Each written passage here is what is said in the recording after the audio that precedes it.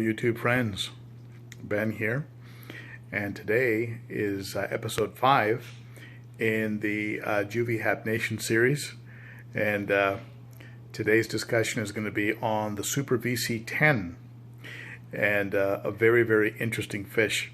So let's take a look at my Juvie VC10s and let's find out a little bit about this fish, which is very interesting fish with a very interesting history. This is my 60-gallon Juvie tank, and eventually this tank will be full of peacocks when these Juvies get transferred to the 135 after they take on some size. And I have quite an array of cichlids in here, but let's concentrate today on the VC10. I have 3 of them in here that I picked up from Live Fish Direct. They were having a sale on their shipping, and I picked up 3 of them, and they're already showing some promise, some colors. I just fed these guys just a few minutes ago. That's the particulates you see in the water, along with the microbubbles from the water movement that's being created by the powerheads. And but of course they always act hungry. It doesn't matter whether you fed them or not. But the VC10s, interestingly enough, they don't get really that large. Maybe if you're real lucky, maybe 8 to 10 inches.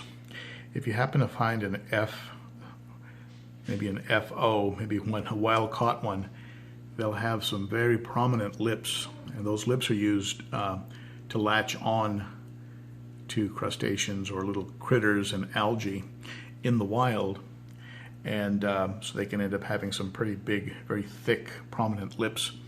But the ones that are have lived most of their life in a tank and are 2nd, 3rd generation tank bred, their lips are not going to be that prominent. And of the 3, I have a few that are already starting to show flashes of color, and I'm hoping they end up looking a little bit like this sample here, which I borrowed from the Live Fish Direct web page.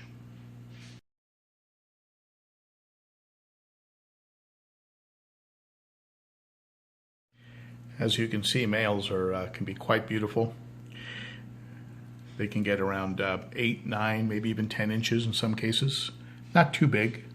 They will not be the biggest hap in the tank, and but they certainly can be very pretty, very impressive. And they seem to be they're not that territorial, so they're apparently not that aggressive unless you have them perhaps in a tank that's too small. Ideally, you'll have them in 100 gallons plus. In a 60, if I had a couple males in a 60, and there could be problems. So as soon as these VC10s take on some size, they are going to get transferred over. The information that I was able to find, I picked up from Cichlid Forum and seriouslyfish.com. Lots of great data out there, such as that they like rocks, and they also need veggies in their diet, including the interesting little piece of trivia that when they were first spotted, it was noticed that they would disappear very quickly in the water as soon as a net was shown. As soon as a net would appear, they would disappear.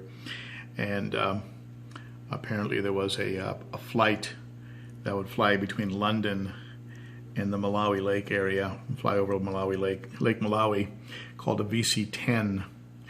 And that VC10 ended up being the nickname for these fish because they were so fast and so quick at disappearing whenever a net would appear. So of the 3 I purchased, hopefully I'll have a very nice prominent male in a large enough tank. You can keep a subdominant male, but the subdominant male's colors will probably be very similar to the female's colors. But if you do keep a female in the tank and the male goes into male breeding dress, they can be pretty spectacular, as you saw in the photograph. Okay, so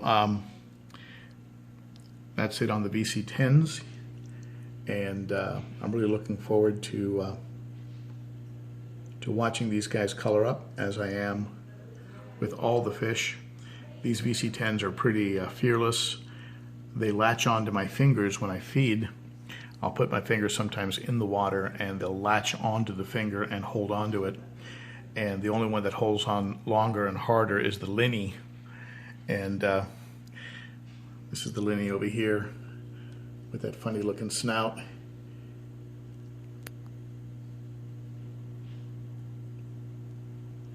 He'll hold on to my fingers for quite a while. So that's it on the VC10s.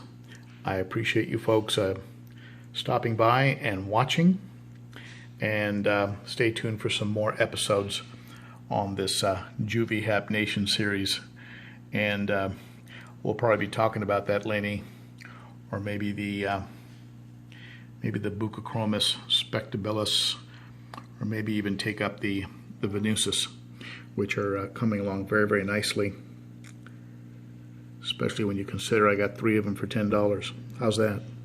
All right, there you go.